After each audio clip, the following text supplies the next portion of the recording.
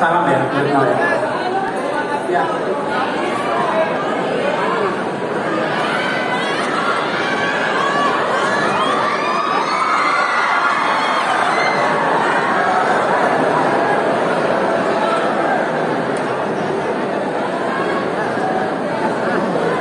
Yang dapat kami sampaikan, mohon maaf apabila terdapat kesalahan. Kepada yang terhormat Bapak Anies Rashid Baswedan, SE, MPP, PhD, kami persilakan. Wassalamualaikum warahmatullahi wabarakatuh.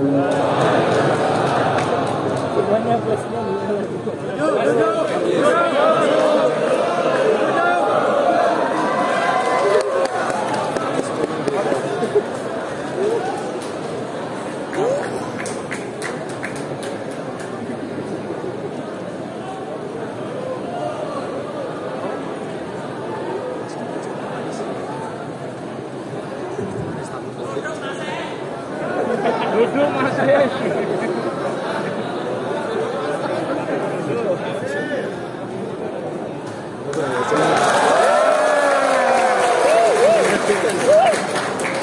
Ganteng mas. Oh iya. Bismillahirrahmanirrahim.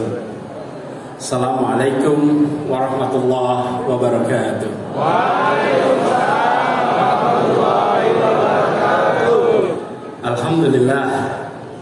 Alhamdulillahilladzi arsala rasulahu bil huda wa dinil haq liyudhhirahu ala dini kullihi wa kafa billahi shahida. Asyhadu an la ilaha illallah wa asyhadu anna Muhammadan abduhu wa rasuluh. Allahumma sholli ala sayyidina Muhammad wa ala alihi wa ashabihi ajma'in. Amma ba'du. Izinkan saya menyapa pimpinan Takmir Masjid Kampus Dr. Rizal Mustansir dan seluruh jajaran Takmir Masjid Kampus, Imam Masjid Kampus Bapak Dr. Muhammad Nur, jajaran pembina dan seluruh jamaah sholat tarawih rahimakumullah. Alhamdulillah, kita bersyukur Allah Subhanahu wa taala malam hari ini diberikan nikmat sehat, bisa bersama-sama hadir di dalam kegiatan tarawih, sholat tarawih di rangkaian Ramadan di Masjid Kampus ini.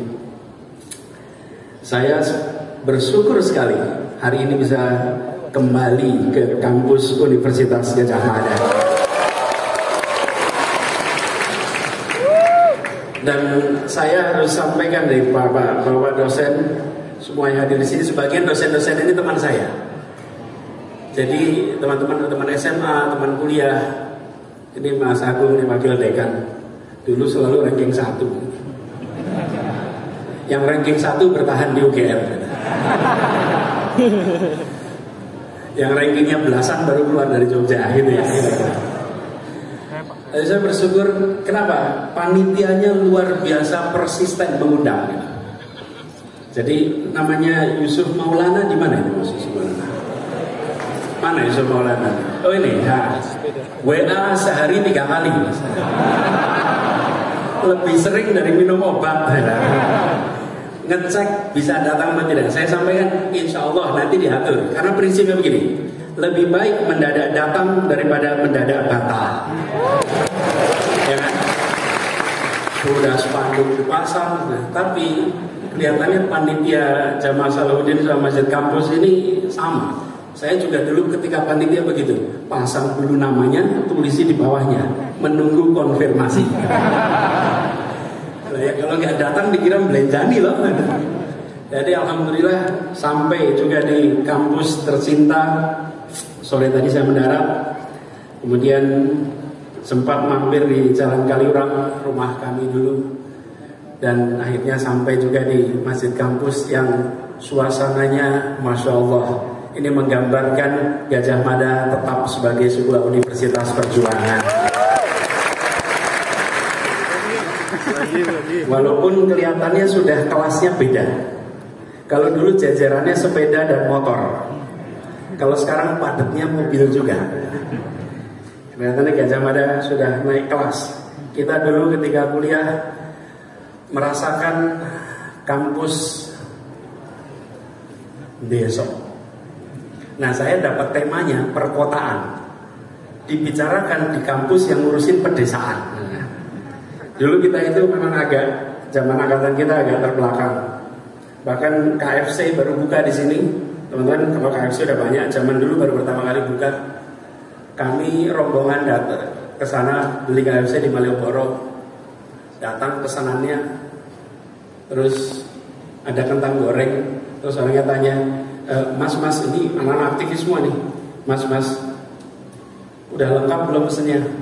Masih kurang mbak, kurang french fries. Nah, padahal kentangnya sudah di situ. Cuman kita itu tidak tahu bahwa kentang goreng itu adalah french fries. Itulah mahasiswa Gajah Mada waktu itu kira-kira.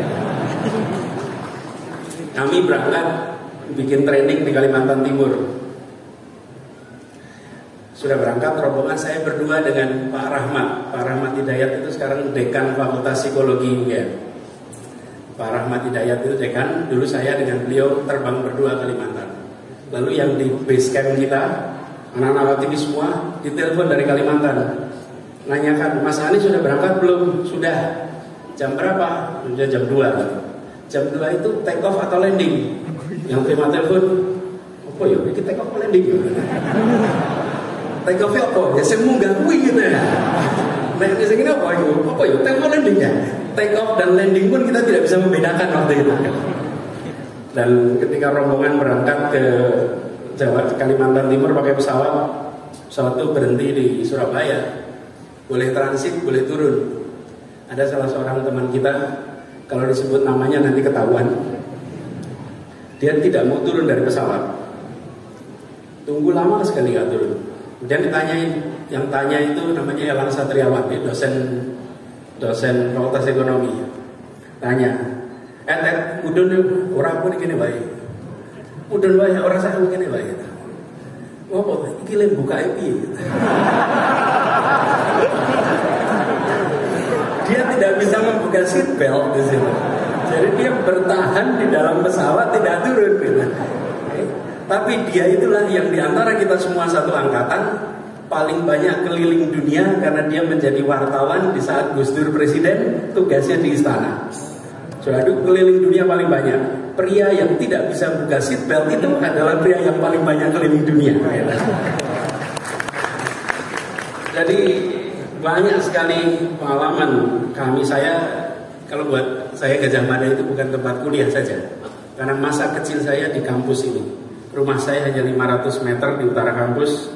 SD saya di Sekip, namanya SD Percobaan 2. Nah, ini juga contohnya di Jogja sama Jakarta bedanya. Tapi yang di sana namanya lab school. Kalau di Jogja SD Percobaan. Waduh lah, ya sekolahnya mana Mas SD Percobaan loh, gitu. Alat coba-coba gitu. Ya itulah bedanya nuansa Jakarta.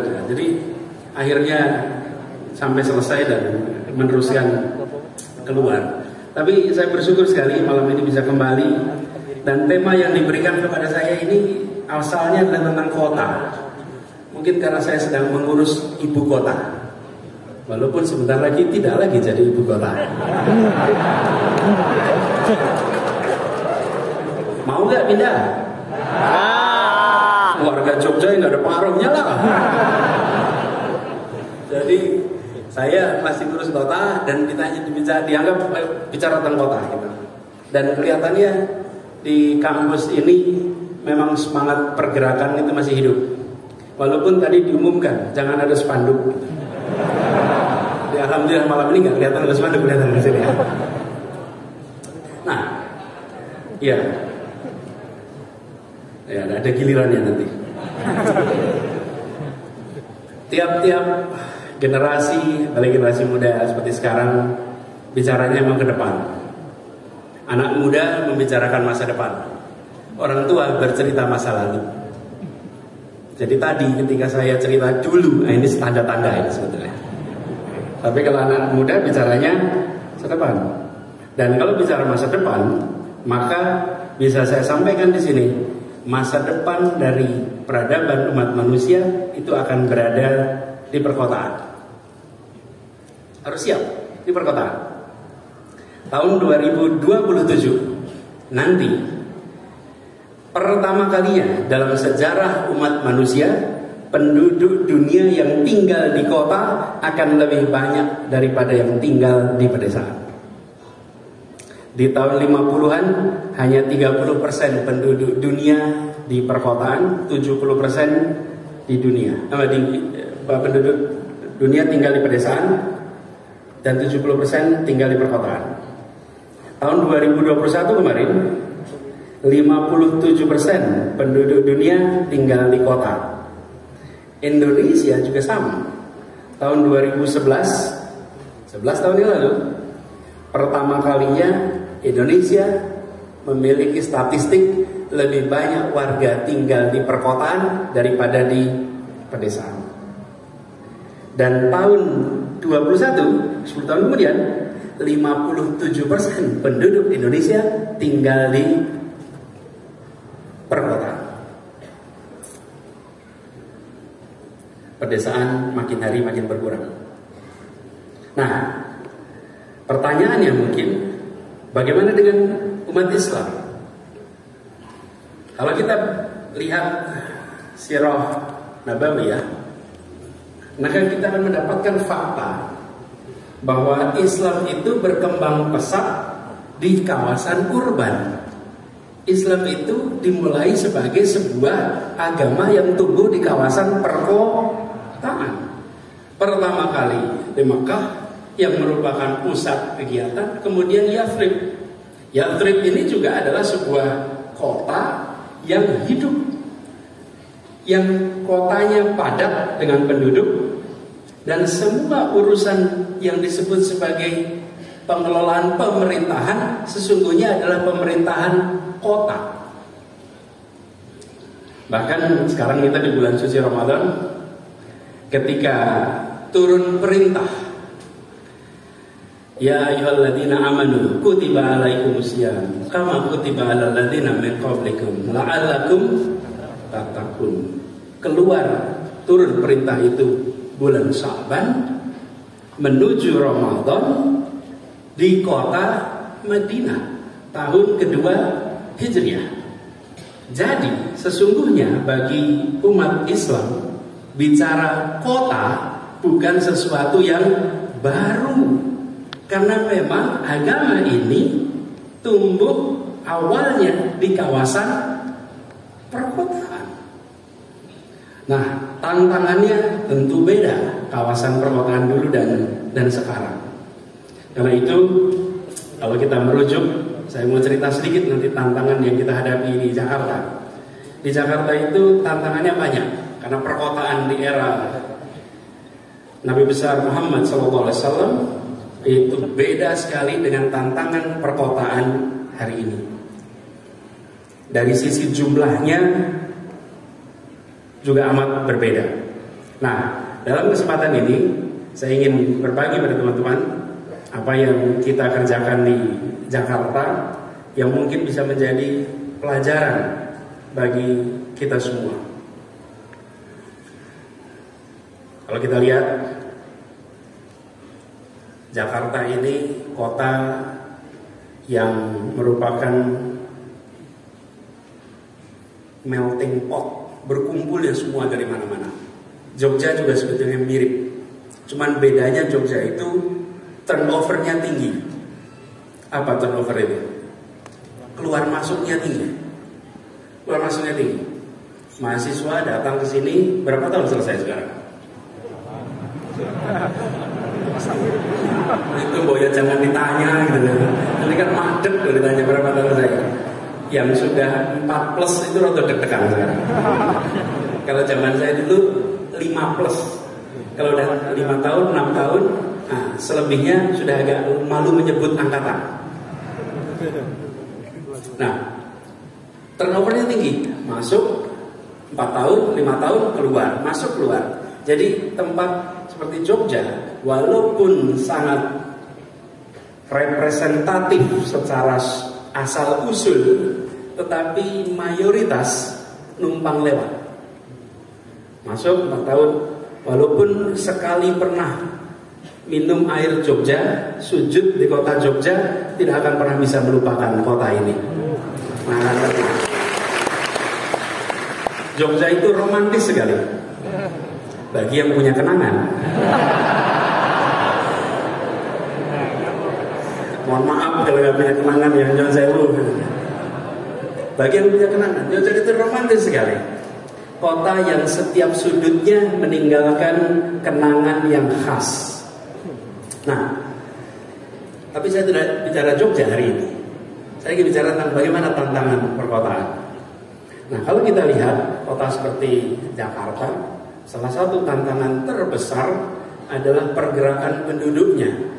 Jakarta itu secara resmi penduduknya 10 juta, maaf 11 juta sekarang. Tapi kendaraan bermotornya roda 2 13 juta. Motornya 13. Sebetulnya begini, 13 juta itu tidak semuanya di Jakarta. Sebagian motornya ada di Jogja sendiri. Balik nama.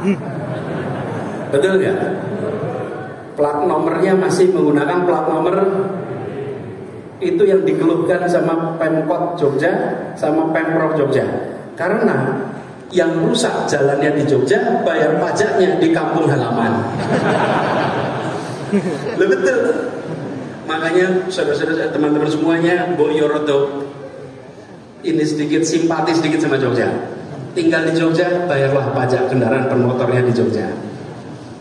Nah, apa yang terjadi dengan 13 juta motor dan 3 juta kendaraan roda 4? Kendaraan roda 4.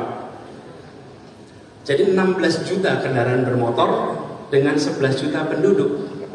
Ukurannya hanya 600 km persegi. Jakarta itu 20 kali 30 kira-kira 600 km persegi.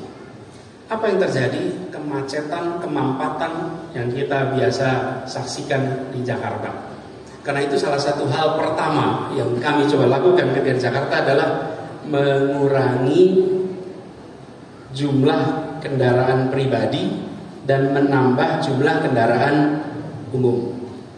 Apa yang dilakukan? Kita bangun yang namanya Jaklingko. Jaklingko ini satu sistem di mana seluruh transportasi umum digabungkan menjadi satu kesatuan.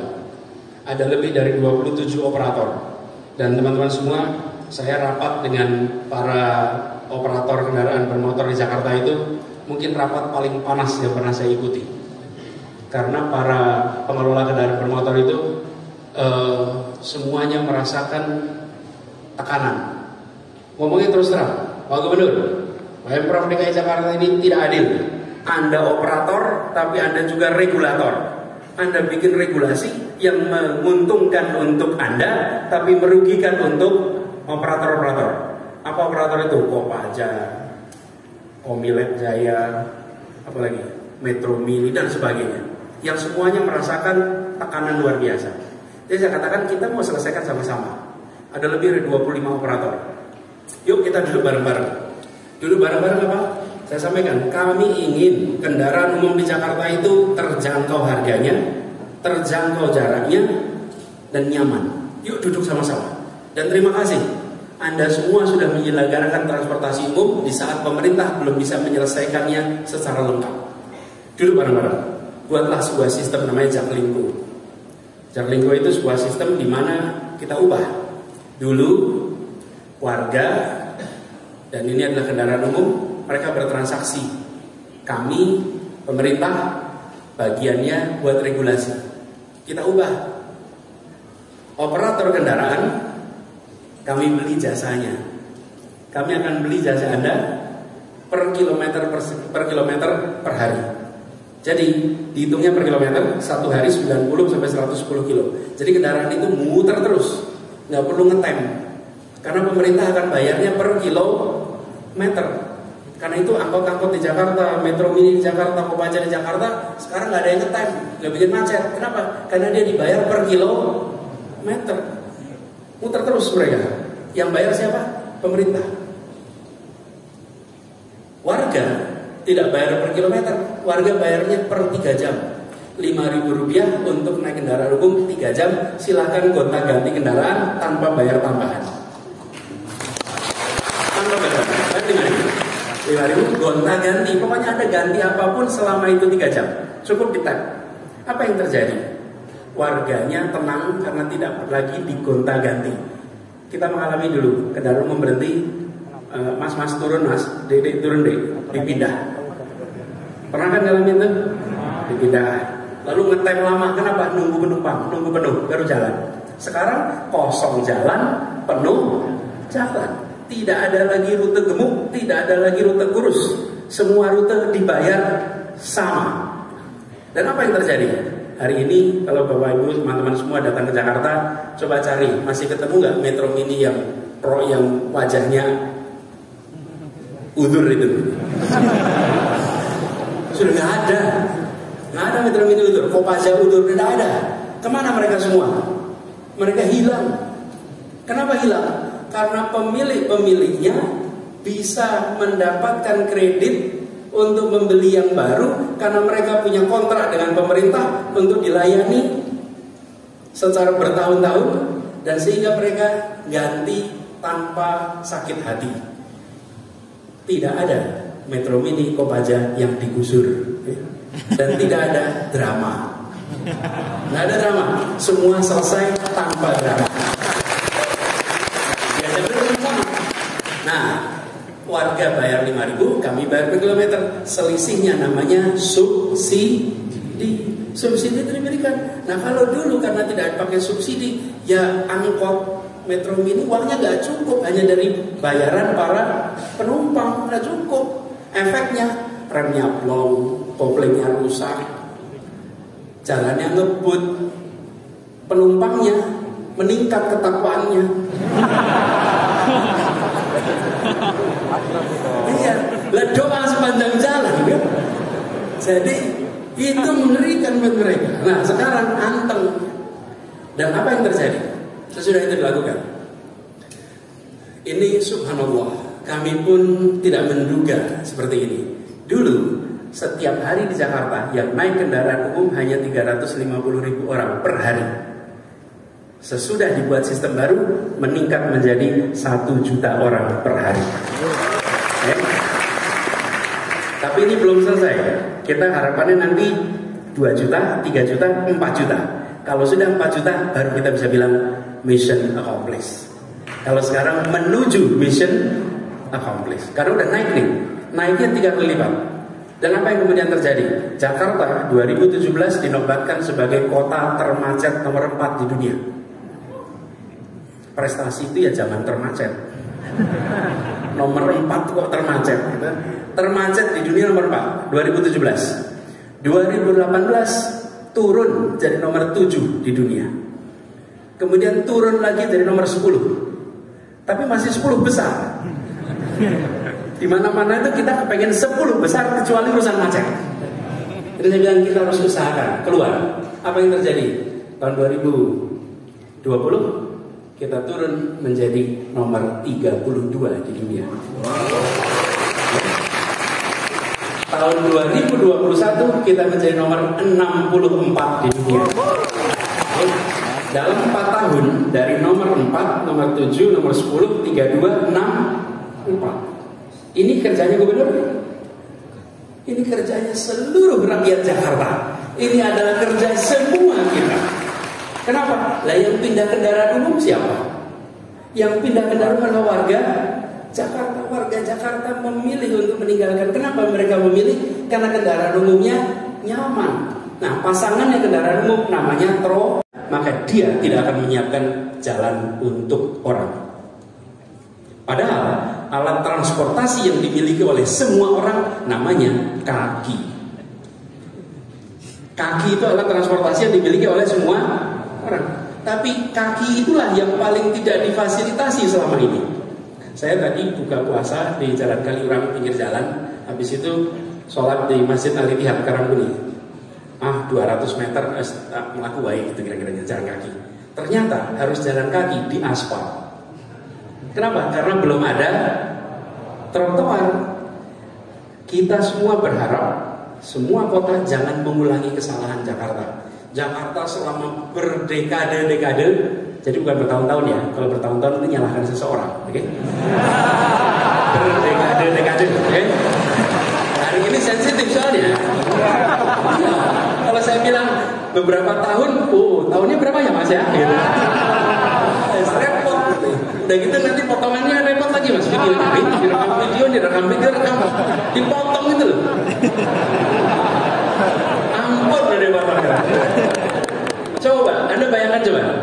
Quran .2 Fawailul lil musolli. Bukan ngeri betul. Kata Quran, merugilah orang-orang yang sholat. Itu kata Quran. Lah iya kalau dipotongnya cuman satu potong begitu. Nah kalau saya ngomong itu seringkali ada yang waktunya senggang menyempatkan untuk memotong gitu. Tadi sampai mana? Dekade. Jadi kembali beberapa dekade yang lalu. Ketika kembali ke beberapa dekade yang lalu, Jakarta itu yang dibangun adalah alat transportasi untuk roda. Harus beroda baru disebut alat transportasi. Kami ubah. Bila sebelumnya cara berpikirnya begini, bangun untuk kendaraan pribadi, di bawahnya adalah bangun untuk kendaraan umum, baru nomor 3 untuk pejalan kaki. Trotoarnya basa-basi. Yang penting kelihatan ada trotoar. Kita ubah. Bangunan infrastruktur transportasi nomor 1 adalah trotoar. Nomor 2 adalah sepeda, jalur sepeda. Nomor 3 adalah kendaraan umum. Nomor 4 adalah kendaraan pribadi. Paradigmanya diubah. Dan ketika paradigmanya diubah, dibangunlah trotoar di mana-mana. Dalam waktu kurang dari 4 tahun, Jakarta membangun 341 km trotoar di seluruh Jakarta. Bukan cuma di Jalan Tamrin, memang yang kelihatan fotonya di Tamrin, di Sudirman, itu kelihatan fotonya. Iya, karena ada CFD kelihatan tuh.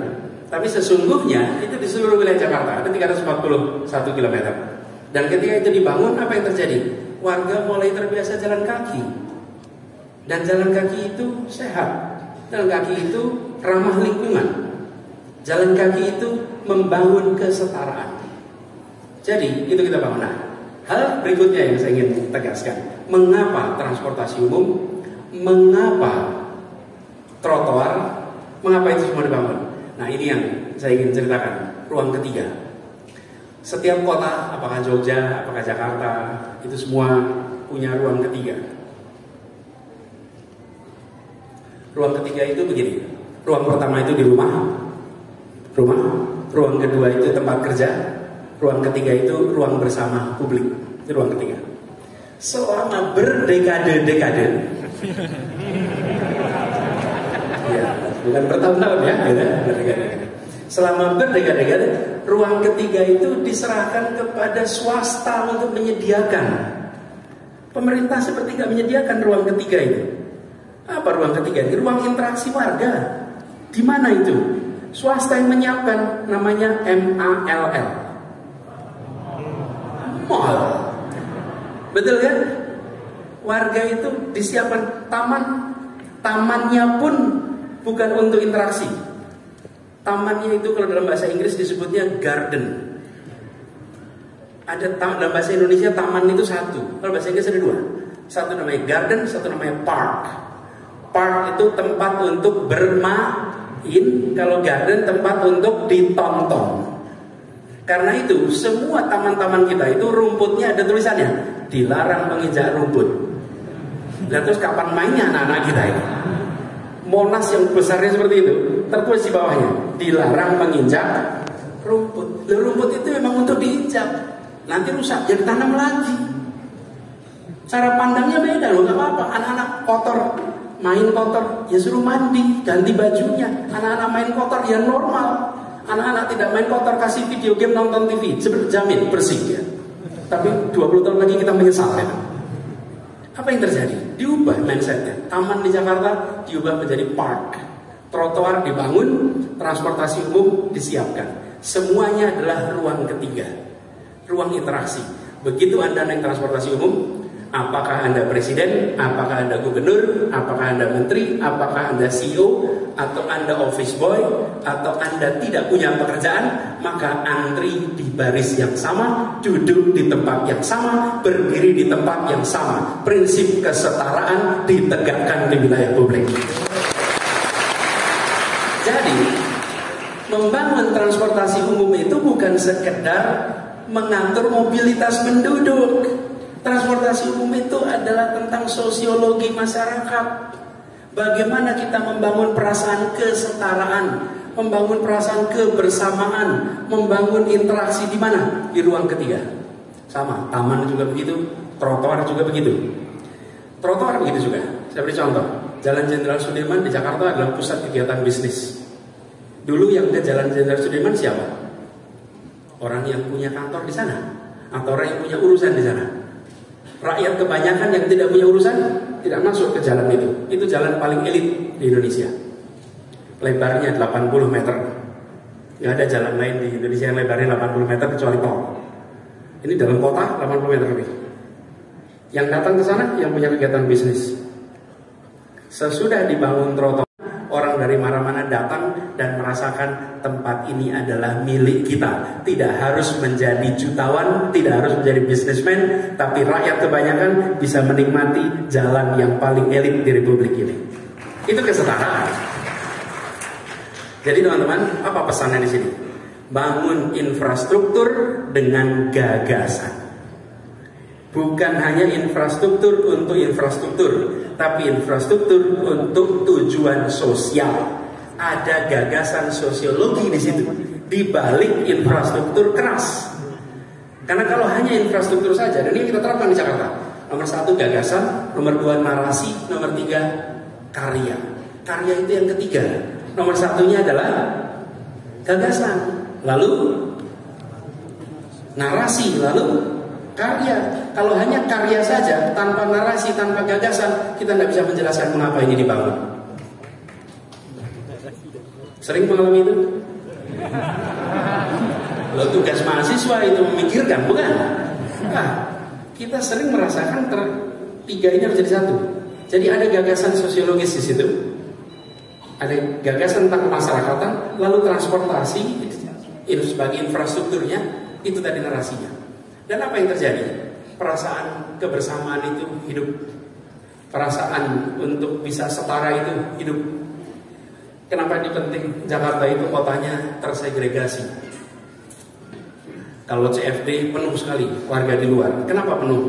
Sebetulnya bukan soal olahraganya, soal dapat ruang besar.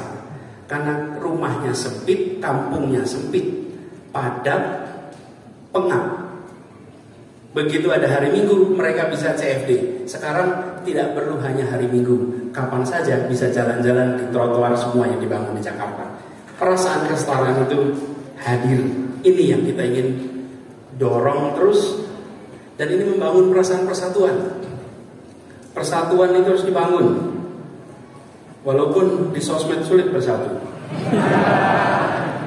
Iya. Tapi saya menemukan di sosmed bualanya nggak kira-kira. Pas ketemu relax-relax saja. Bahkan roto sungkan gitu. Dan ini teman-teman, bangun perasaan persatuan ini penting. Jakarta itu simpulnya Indonesia. Bila di Jakarta terjadi rasa tenang dan teduh, maka di berbagai tempat di Indonesia juga tenang dan teduh. Bila di Jakarta tegang, maka seluruh Indonesia akan merasakan tegang. Kenapa? Karena WA grupnya sama. Iya, orang di Jakarta itu kalau ada apa-apa dia kirim ke kampung halamannya lewat WA grup. Masalah di Jakarta nular ke daerah. Dan kemudian apa yang terjadi? Ikut panas di daerah. Itulah sebabnya kenapa menjaga ketenangan, menjaga kebersamaan itu penting sekali. Nah, itu yang kita lakukan. Alhamdulillah 4 tahun ini, 5 tahun, saya sudah masuk 5 tahun, 6 bulan lagi pensiun. Gak ada perpanjangan kali mas.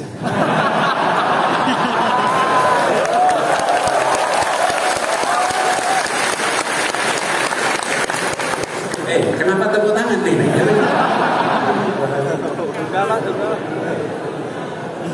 Ya. Jadi saya bulan Oktober besok, kalau tidak ada halangan, tidak ada perubahan, itu selesai. Nah, selama 4,5 tahun ini jalanin, alhamdulillah ketenangan, keteduhan itu dibangun. Tapi itu sekalian, teman-teman semua, sebagian dari yang dikerjakan untuk membangun rasa kebersamaan, ketenangan itu tidak bisa difoto, teman-teman. Saya beri contoh. Mencegah kebakaran tidak ada pahlawannya. Memadamkan kebakaran terlihat pahlawannya. Betul tidak? Ya. Konflik, ketegangan itulah kebakaran. Mencegahnya tidak menimbulkan pahlawan. Mereka-mereka yang membangun jalur listrik dengan benar, mengendalikan distribusi gas dengan baik, menata, memberikan informasi cara menyalakan kompor yang tepat, itu semua namanya pencegahan kebakaran. Tidak terlihat pahlawannya, tapi faktanya kita terbebas dari kebakaran. Begitu ada kebakaran, maka 1 truk datang, 2 truk datang, kita foto, inilah pahlawan pemadam kebakaran. Jadi sebagian dari pekerjaan kita di Jakarta itu adalah pekerjaan yang tidak terlihat, tapi terasakan dampaknya. Saya selalu bilang sama teman-teman jajaran, teman-teman semua jangan pernah khawatir. Memang pencegahan atas problem tidak pernah terlihat pahlawannya, tapi yakinlah ini dicatat sebagai amal soleh, sebagian amal jariah yang nanti limpahan pahalanya mengalir tanpa henti sampai kemudian hari. Catat itu. Jadi ini sebagai sesuatu yang kita kerjakan secara nyata. Nah, ini teman-teman sekalian, begitu sampai kepada pencegahan, sampai pada ini, maka langkah-langkah yang kita lakukan banyak yang tidak terlihat. Misalnya hari ini, teman-teman semua kita merasakan, alhamdulillah listrik nyala. Di kos-kosan listrik bagus ya.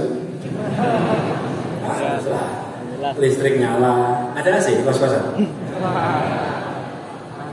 Itu mahasiswa yang proletar. Yang punya kos-kosan, nggak punya, ada lampu nyala, komputer nyala, listrik nyala di semua. Pernahkah kita bilang terima kasih PLN atas aliran listriknya? Nggak ada. Tapi begitu lampunya mati, apa? Itu namanya PLN trending topic, gitu. Betul kan? Sebagian yang kita kerjakan di pemerintahan itu begitu. Pemerintahan itu mencegah masalah, tapi tidak pernah terlihat. Dan kalau mencegah terjadinya masalah, nah ini tidak sebanding. Kalau sebagai sebuah persamaan itu tidak setara. Misalnya ada 100 kali percobaan menyerang, kita berhasil menggagalkan 99 kali, tapi 1 kali kebobolan disebut gagal. Padahal 99 kali berhasil mencegah. Yang mau merusak mencoba 100 kali, 99 kali tidak berhasil, cuma berhasil sekali disebut sukses. Itulah berada di dalam pemerintahan. Karena itu di pemerintahan itu uji kesabaran. Nah, kalau saya ditanya latihan kesabaran di mana? Latihannya ya di Gajah Mada sini. Karena di tempat ini waktu itu masih di gelanggang mahasiswa. Kita ada perbedaan-perbedaan pandangan di antara mahasiswa. Tapi kekuatan masa mahasiswa itu. Maka itu buat teman-teman semua yang masih kuliah. Ini banyak mahasiswa kan di sini. Yang mahasiswa, coba tangan coba. Ini mahasiswa semua ya, betul? Ntar saya foto sebentar.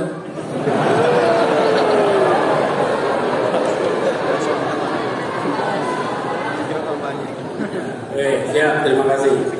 Memastikan aja betul mahasiswa.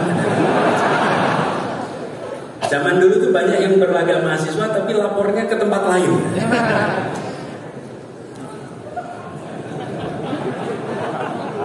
Nah, ini teman-teman, zaman mahasiswa. Waktu itu masih di gelanggang mahasiswa. Saya pernah, waktu itu saya ketua senat. Kemudian ada yang menentang senat mahasiswa, tidak setuju dengan adanya senat. Dan apa yang terjadi? Debat pernah diadu, debat. Duduk 2 orang, saya dengan satunya yang menentang senat mahasiswa, ditonton kira-kira 300-an orang. Kalau saya lagi ngomong disorai oleh yang menentang Senat, kalau dia lagi ngomong disorai oleh yang mendukung Senat. Berdebat terbuka dan berteman. Karena itu kalau ada yang mengkritik tidak perlu dilaporkan.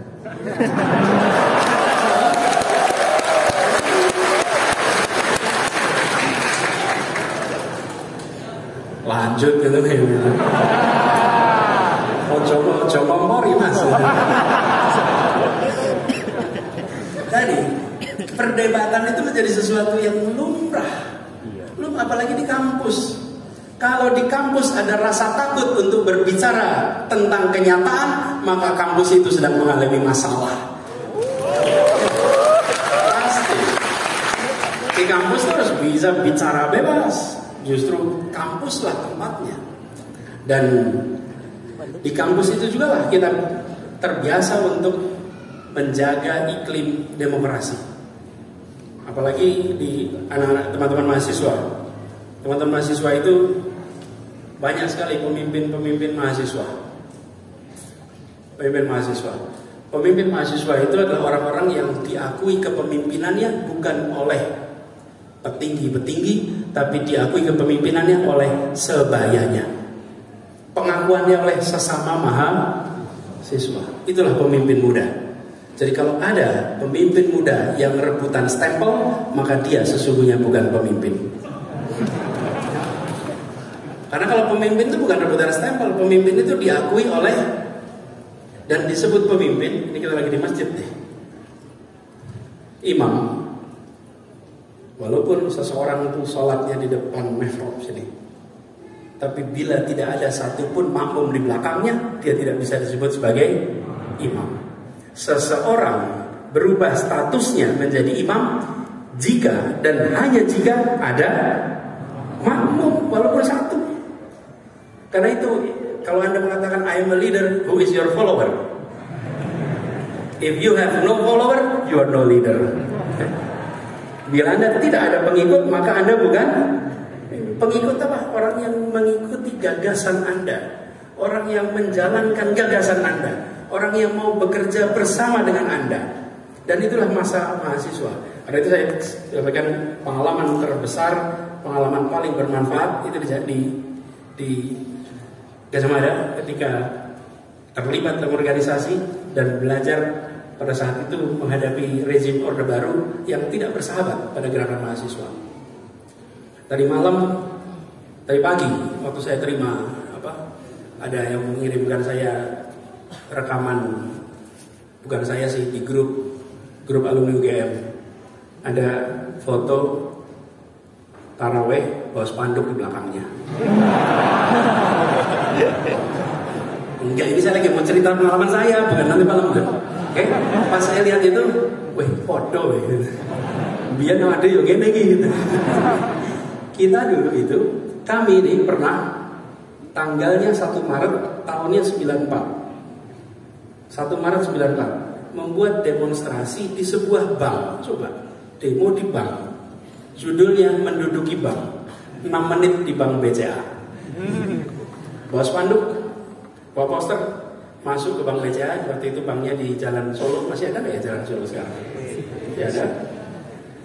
Masuk ke situ, mahasiswa bergaya customer semua, walaupun tidak punya rekening.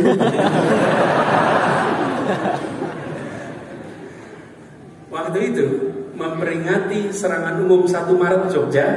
Kan 1 Maret itu judulnya 6 jam di Jogja. Kita 6 menit di waktu itu. Pakai poster itu, kalau bahasa sekarang sih namanya oligarki gitu lah kira-kiranya. Dulu belum ketemu kata itu gitu. Dulu namanya konglomerat. Memprotes. Dan dengan poster-poster dan spanduk-spanduk itu. Jadi saya tadi pagi ketika lihat itu, saya bilang di Gajah Mada masih terus ada tradisi untuk memikirkan lebih dari diktat-diktat yang harus dibaca di kelasnya. Walaupun ada juga aktivis yang luar biasa aktif di luar kelas. Di dalam kelas pasifis. Pasifis. Jadi buat teman-teman yang masih kuliah, usul saya teman-teman, aktiflah, betul-betul aktif. Jadi kalau kami dulu ketika kuliah itu ada jenis mahasiswa diktator. Diktator ini adalah mahasiswa yang kemana-mana bawa diktat. Dan apapun yang dibaca diktat. Ini kemudian mereka ini kita sering sebut sebagai profesional individualis. Profesional individualis. Ada juga yang organisatoris. Organisatoris ini aktif betul organisasi A, B, C, D, F, G kecuali kuliah.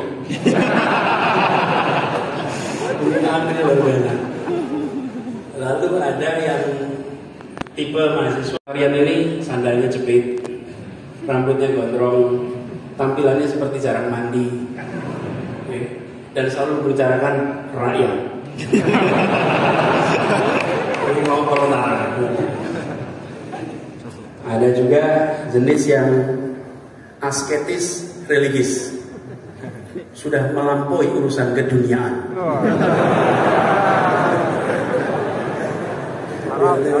Wah, udah ukhrawi semuanya di urusan ini.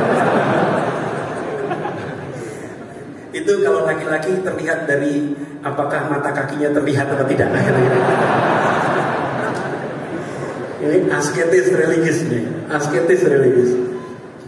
Ada juga, ini sebentar, saya ingat-ingat lagi.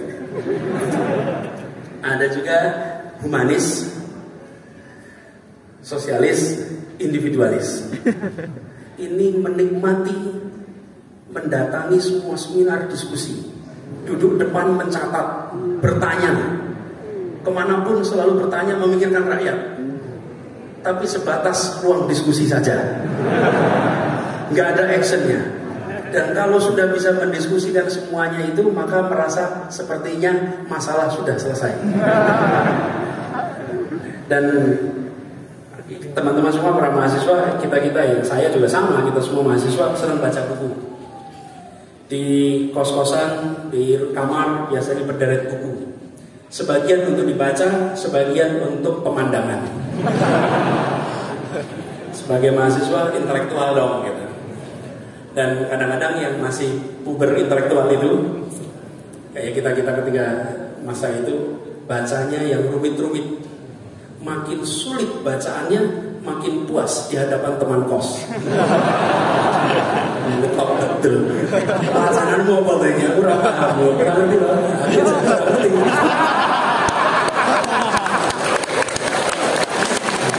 Tapi kan kita punya percaya diri baca buku tebal-tebal itu kan. Baca buku tebal itu dibaca dan dibawa. Kok gak dimasukkan tas? Ya biar kelihatan kalau itu tebal gitu kan. Kalau tipis masa tas tebal. Dan kalau berdiskusi begitu. Berdiskusi itu menggunakan diksi-diksi yang agak sulit untuk dipahami pendengarnya. Kompleks. Misalnya nih, 250 cc H2O 80% kafein. Padahal cuma mau bilang secangkir kopi panas. Tapi menggunakan diksinya suhunya 80 derajat. Nah, itulah masa mahasiswa. Tapi teman-teman, periode pelatihan itu, kalau saya reflektif sedikit, kebetulan pulang ke pesantrennya dulu namanya Gajah Mada ini. Jadi saya ingin refleksikan apa yang selama ini menjadi tantangan di Jakarta, bekalnya didapatnya ketika masa pembelajaran. Dan pada masa pembelajaran itu boleh tepuk tangan buat Gajah Mada. Pada masa pembelajaran itu kita tidak tahu bahwa kita sedang dilatih. Dilatih untuk ditemukan dengan masalah, dilatih untuk berpikirnya sistematis, dilatih untuk berpikirnya terstruktur, dilatih untuk orientasi pada solusi. Proses pelatihan itu berjalan tanpa disadari. Sadar yang ketika ketemu masalah. Karena itu buat teman-teman semua, sungguh merugi bila berada di Jogja, apalagi di Gajah Mada, dan hanya dari tempat kosan, dari rumah ke kampus saja tanpa mengerjakan kegiatan lain. Jadilah mahasiswa yang sibuk, jadilah mahasiswa yang kekurangan waktu, jadilah mahasiswa yang kerepotan mengatur jadwal. Kalau mahasiswa santai, Anda sedang bermasalah. Wes, lihat jadwal masing-masing. Siapa yang santai ini? Teman-teman, ada yang pecinta alam nggak di sini? Ini bukan masalah, pecinta alam bukan masalah. Ada yang pecinta alam? Atau gini dah, ada yang suka naik gunung? Nah, naik gunung ya. Apa yang menarik? Teman-teman kalau naik gunung, berangkatnya jam berapa? Malam. Habis isya berangkat, bukan? Supaya apa? Ketemu sunset. Sampainya pas menjelang subuh, betul ya? Lalu lihat matahari terbit. Dulu kita sering ke Kaliurang, Bebeng, tempatnya waktu itu masih ke rumahnya Mbah Marijan. Ya, rumah Mbah Marijan itu posnya. Habis itu kita naik ke atas sampai ke Merapi. Selalu naiknya malam, jam 8, jam 9 naik ke atas sampai ke puncak, lihat matahari terbit, lalu turun. Refleksi saja, apa sih yang terjadi kalau mendaki gunung itu? Ketika kita mendaki gunung dalam kegelapan, kita belum tentu tahu rute.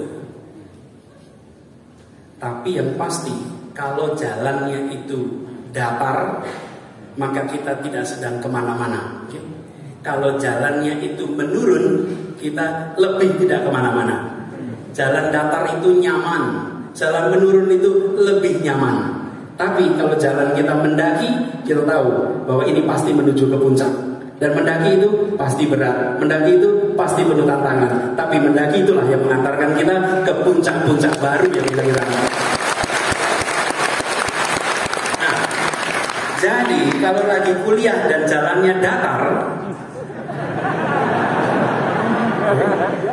dan kalau lagi kuliah jalannya menurun, apa artinya?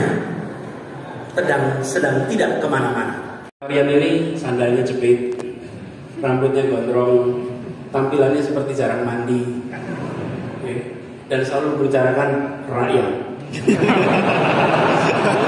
Ini mau komentar. Ada juga jenis yang asketis religis, sudah melampaui urusan keduniaan.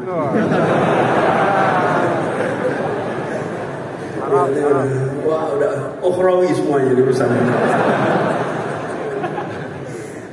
Itu kalau laki-laki terlihat dari apakah mata kakinya terlihat atau tidak. Ini asketis religis nih, asketis religis. Ada juga, jadi sebentar saya ingat-ingat lagi. Ada juga humanis, sosialis, individualis. Ini menikmati mendatangi semua seminar diskusi, duduk depan mencatat, bertanya, kemanapun selalu bertanya, memikirkan rakyat. Tapi sebatas ruang diskusi saja, nggak ada actionnya. Dan kalau sudah bisa mendiskusikan semuanya itu, maka merasa sepertinya masalah sudah selesai. Dan teman-teman semua para mahasiswa, kita ya, saya juga sama, kita semua mahasiswa senang baca buku. Di kos-kosan, di kamar biasanya berderet buku. Sebagian untuk dibaca, sebagian untuk pemandangan. Sebagai mahasiswa intelektual dong gitu. Dan kadang-kadang yang masih puber intelektual itu, kayak kita ketika masa itu, bacanya yang rumit-rumit. Makin sulit bacaannya, makin puas di hadapan teman kos. Betul betul. Pasanganmu apa lagi? Aku rasa kamu kurang ngerti lah.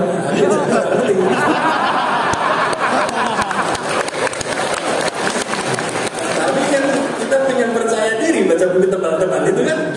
Baca buku tebal itu dibaca dan di bawah.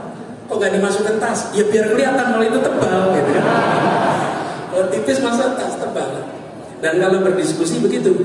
Berdiskusi itu menggunakan diksi-diksi yang agak sulit untuk dipahami pendengarnya. Kompleks.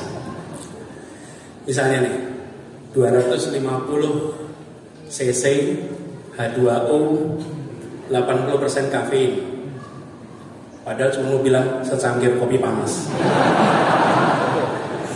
Tapi menggunakan diksinya suhunya 80 derajat. Nah, itulah masa mahasiswa. Tapi teman-teman, periode pelatihan itu, Kalau saya reflektif sedikit, kebetulan pulang ke pesantrennya dulu namanya Gajah Mada ini. Jadi saya ingin refleksikan apa yang selama ini menjadi tantangan di Jakarta, bekalnya didapatnya ketika masa pembelajaran. Dan pada masa pembelajaran itu boleh tepuk tangan buat Gajah Mada. Pada masa pembelajaran itu kita tidak tahu bahwa kita sedang dilatih. Dilatih untuk ditemukan dengan masalah, dilatih untuk berpikirnya sistematis, dilatih untuk berpikirnya terstruktur, dilatih untuk orientasi pada solusi. Proses pelatihan itu berjalan tanpa disadari. Sadarnya ketika ketemu masalah. Karena itu buat teman-teman semua, sungguh merugi bila berada di Jogja, apalagi di Gajah Mada, dan hanya dari tempat kosan, dari rumah ke kampus saja tanpa mengerjakan kegiatan lain. Jadilah mahasiswa yang sibuk, jadilah mahasiswa yang kekurangan waktu, jadilah mahasiswa yang kerepotan mengatur jadwal. Kalau mahasiswa santai, Anda sedang bermasalah. Lihat jadwal masing-masing. Siapa yang santai ini? Teman-teman, ada yang pecinta alam nggak di sini? Ini bukan masalah, pecinta alam bukan masalah. Ada yang pecinta alam? Atau gini dah, ada yang suka naik gunung? Nah, naik gunung ya. Apa yang menarik? Teman-teman kalau naik gunung, berangkatnya jam berapa? Malam. Habis isya berangkat, bukan? Supaya apa? Ketemu sunset. Sampainya pas menjelang subuh, betul ya? Lalu lihat matahari terbit. Dulu kita sering ke Kaliurang, Bebeng, tempatnya waktu itu masih ke rumahnya Mbah Marijan. Ya, rumah Mbah Marijan itu posnya, habis itu kita naik ke atas sampai ke Merapi. Selalu naiknya malam, jam 8, jam 9 naik ke atas. Sampai ke puncak, lihat matahari terbit, lalu turun. Refleksi saja, apa sih yang terjadi kalau mendaki gunung itu? Ketika kita mendaki gunung dalam kegelapan, kita belum tentu tahu rute. Tapi yang pasti, kalau jalannya itu datar, maka kita tidak sedang kemana-mana. Kalau jalannya itu menurun, kita lebih tidak kemana-mana. Jalan datar itu nyaman, jalan menurun itu lebih nyaman. Tapi kalau jalan kita mendaki, kita tahu bahwa ini pasti menuju ke puncak. Dan mendaki itu pasti berat, mendaki itu pasti penuh tantangan. Tapi mendaki itulah yang mengantarkan kita ke puncak-puncak baru yang kita inginkan. Nah, jadi kalau lagi kuliah dan jalannya datar,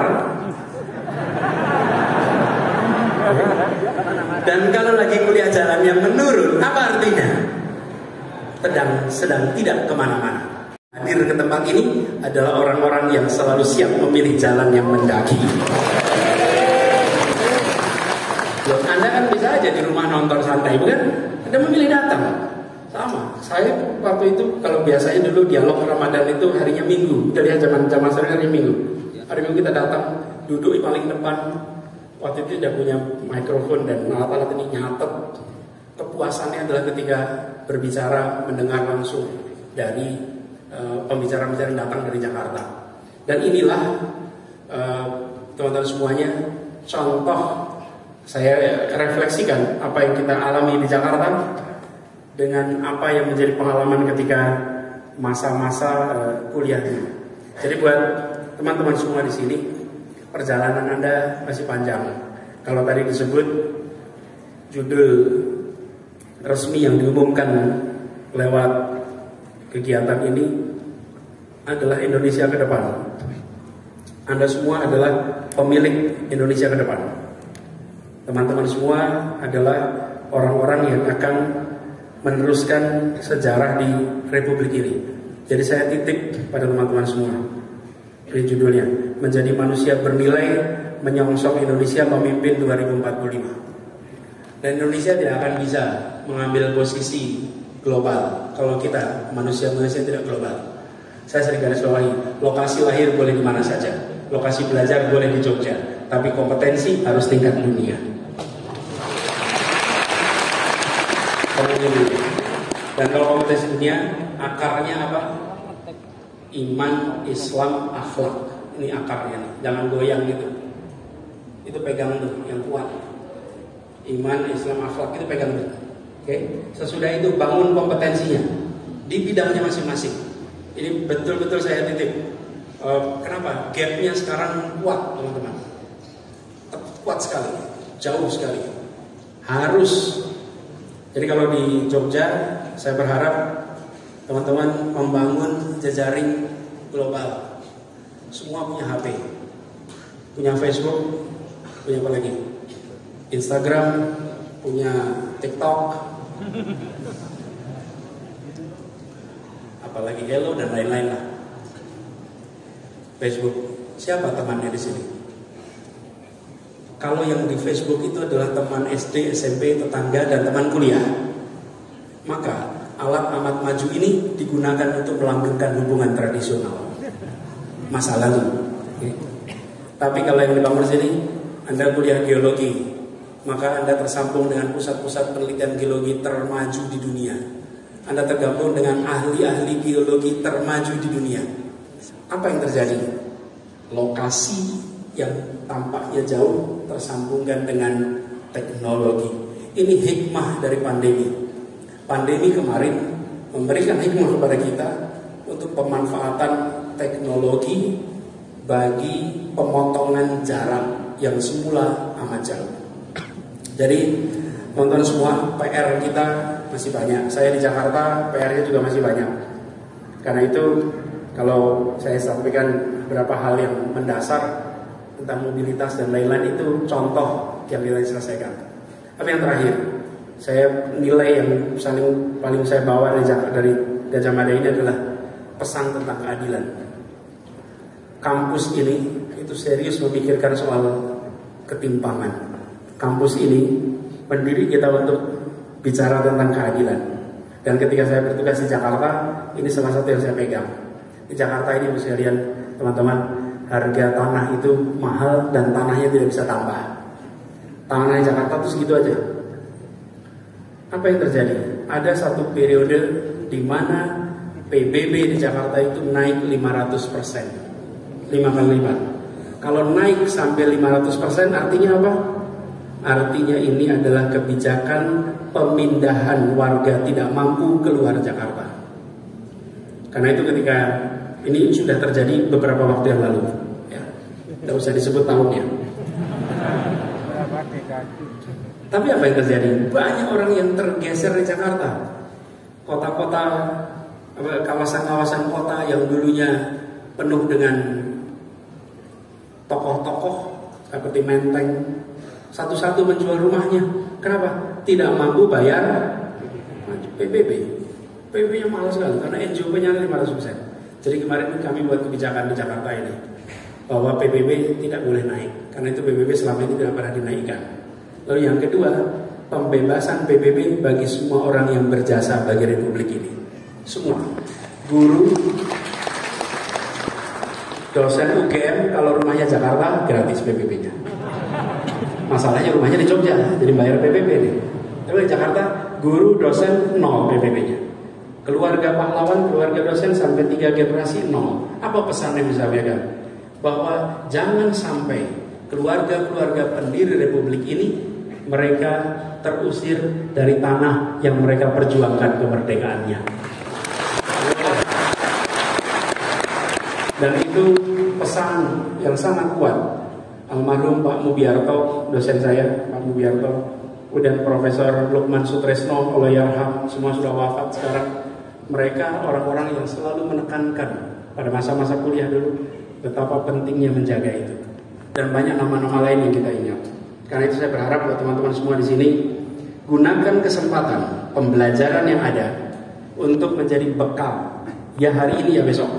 Karena mahasiswa itu 2 peran. Peran kekinian, peran masa depan. Peran kekinian, Anda bagian dari masyarakat. Mahasiswa tidak boleh berhenti kritis. Mahasiswa harus kritis. Karena kalau mahasiswa tidak kritis, maka dia sedang mematikan peran kekiniannya. Punya masa depan. Dan mengkritik itu boleh-boleh saja. Itu hak Anda. Dan itu harus dimanfaatkan. Untuk apa? Menajamkan kepekaan atas persoalan di masyarakat. insya Allah nantinya ini akan menjadi bekal. Dan saya ingin sampaikan terima kasih pada Masjid Kampus Jamaah Salahuddin. Saya lihat daftar ceramahnya itu sampai menjadi viral, tulisannya ikut ceramah di kampus UGM, di Masjid Kampus setiap hari bisa jadi doktor. Lah berat sekali ini materinya dari hari ke hari dengan pembicara yang macam-macam semuanya. Ini kesempatan yang tidak bisa Anda ulang. Kita berharap itu dimanfaatkan dan insya Allah ini menjadi bekal. Bapak Ibu sekalian, saya akan akhiri sampai di sini. Dan saya ingin sampaikan terima kasih. Terima kasih kepada saudara semua yang hadir. Saya minta kita saling mendoakan. Doakan saya 6 bulan ke depan bisa husnul khatimah. Amin. Dan saya doakan Anda semua yang sedang kuliah bisa kuliahnya tuntas. Amin. Dientengkan jodohnya. Amin. Lebih keras tuh suaranya. Dan insya Allah nantinya bisa tuntas kuliahnya. Yang sedang menyelesaikan skripsi segera tuntas skripsinya. Saya pernah buat kriteria apa skripsi yang baik. Nah itu dia. Skripsi yang selesai. Jadi skripsi yang selesai. Tuntaskan itu semua. Insya Allah nanti menjadi sarjana-sarjana Gajah Mada yang memberikan manfaat bagi masyarakat di Indonesia. Terima kasih. Kurang lebih mohon dimaafkan. Billahi taufiq wal hidayah. Wallahu muwaffiq ila aqwamit thoriq. Assalamualaikum warahmatullahi wabarakatuh.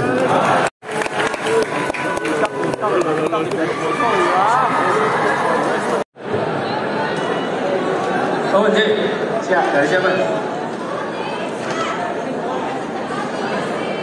Beretno. Anda apanya? Salam ya, Beretno ya.